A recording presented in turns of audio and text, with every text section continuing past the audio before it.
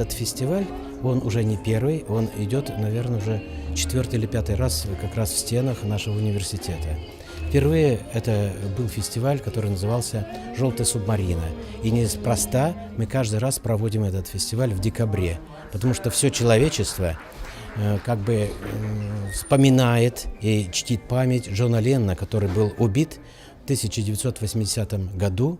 И вот с тех пор уже прошло так много лет, но в декабре всегда встречаются любители Битлз, любители Джона Леннона, Пола Маккартни, Ринго Старра по всему миру. И они вот эту неделю посвящают памяти его.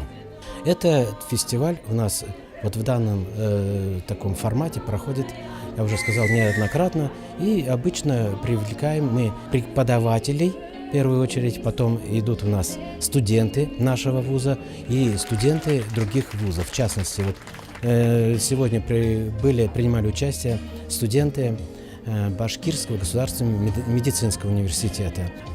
И в этом году мы впервые привлекли школьников.